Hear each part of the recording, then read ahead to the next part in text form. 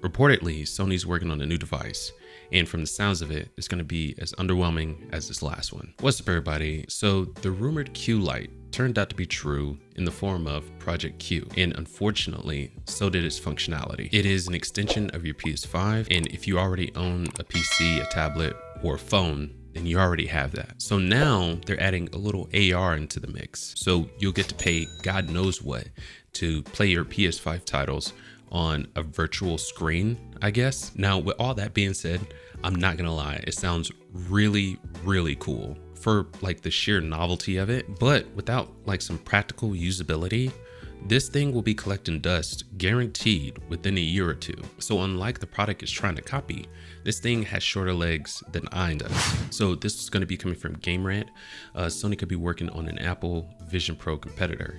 Sony files a patent that hints at new PlayStation product that may compete with Apple's Vision Pro by utilizing AR technology in gaming. And one thing while I was looking this up, Sony apparently is making the OLED OS screens that the Apple Vision Pro is using. So I just thought that was pretty funny. And this is by Kiata Brooks. Okay. Sony filed a patent detailing what may be an Apple Vision Pro competitor, a PlayStation branded AR headset. Sony was quick to jump on the bandwagon of dabbling in AR technology after Apple announced its new mixed reality headset at its 2023 Worldwide Developers Conference. The use of advanced AR technology could be a game changer for PlayStation. I disagree. I don't really see a lot of applications that they could use this for. VR, yes, taking you out of the real world and putting you into virtual reality. I think that's dope. And, honing that in, making it like better.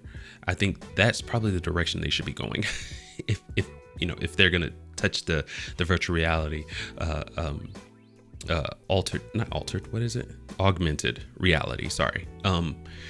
But with their showcase not being as popular as Xbox's, with their, handheld that's not really a handheld flopping, just being an extension of your PS5, and then them playing, being reactionary instead of creating,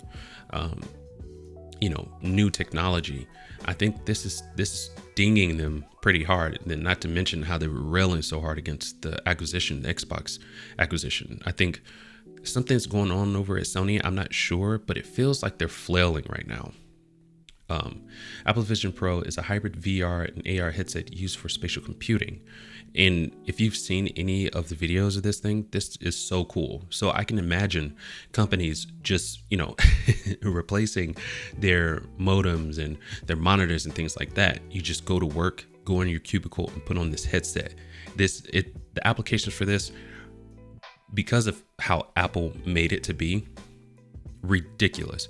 The only thing that's keeping people from really jumping all in on this thing is the price point. The price point, it prices so many people out of this. So I can see companies using this, because big companies are pretty much the only ones that are going to be able to afford this, and rich people who want to do it on leisure stuff. But this has so many great applications. I can't wait to see what they do with it. This sleek headset that resembles snowboarding goggles will allow users to browse the web, capture photos and videos in 3D, expand and become more immersed in shows, movies, and games. This is Apple's first device created for spatial computing and is setting an example of pushing boundaries in technology. 100% agree with that. However, Apple's new product disregards the demographic worth catering to with the Vision Pro. Apple's Vision Pro was not created with gamers in mind, but Sony may change that. And so with it being so early on in the production of this thing, what I would suggest, if I was in the boardroom and someone was like, we're going to create our own AR technology, I'd be like, well, pump the brakes. We don't really need to do that. We already have virtual reality. We don't really need augmented reality. We don't need that. What you can do is, make it so that when Apple's ready to have, apps and things put on there, make it so your, remote play, make it so your remote play plays really well on it. And that would be pretty much all you need. Just make your app so it plays well on their augmented reality. Don't make your own, because I mean, how much are you gonna have to charge for that? How much is gonna go into the development? It's like, it doesn't make sense to, go full hog on this if you can just make those little changes to put it on another device. I don't get that. Sony Interactive Entertainment filed a patent for what could be a new PlayStation product that implemented AR technology for gaming. The product could detect the user's current environment and allow them to play AR games remotely. The patent illustrates a user playing a game using AR technology while still being present in their current environment. The game is audio. It's audio and virtual can is captured. What? Well, while the user is still aware of their environment, such as background noises from outside the space, essentially bringing their game into reality rather than being transported to a virtual world. And that essentially is the difference between virtual reality and augmented. The best, this is a really good definition, but the best definition I've seen is from the Franklin Institute, which pretty much says you're going with virtual reality, you're going into the digital space, and with augmented, you're bringing those digital aspects into the real world.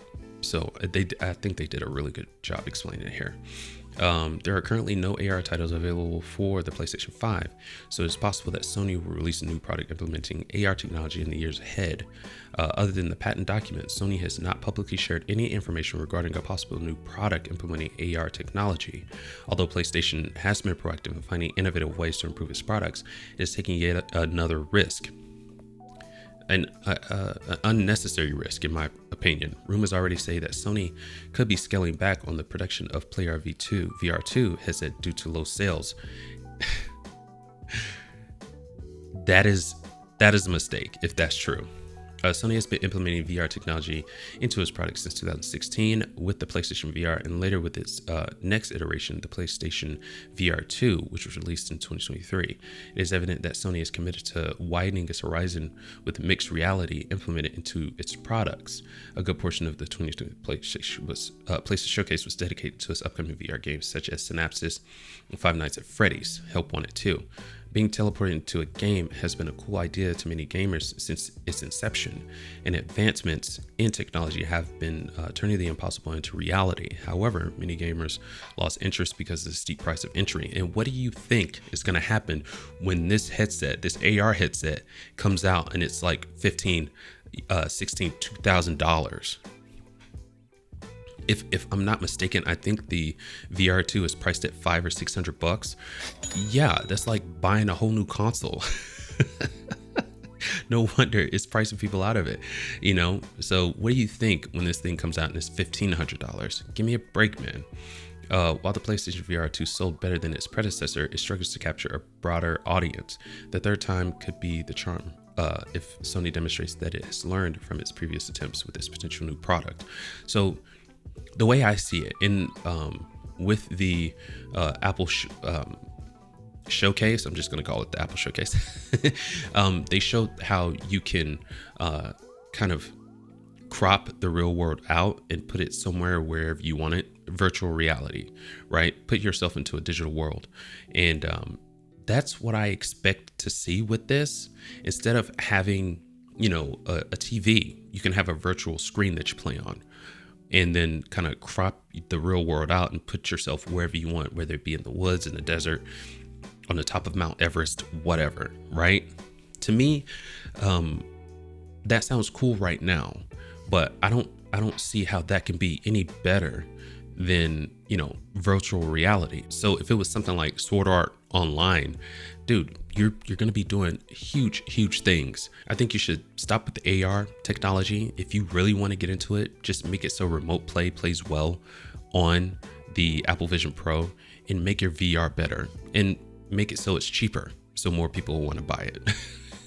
I think that's the direction they should be going. So without us knowing the functionality of this new headset that's purportedly to be in the works right now, I can't really say how well it'll do, but if it's anything like what I'm imagining it to be, I don't see anyone using this more than a year or two. And something else that I touched on in the article, what's the price gonna be?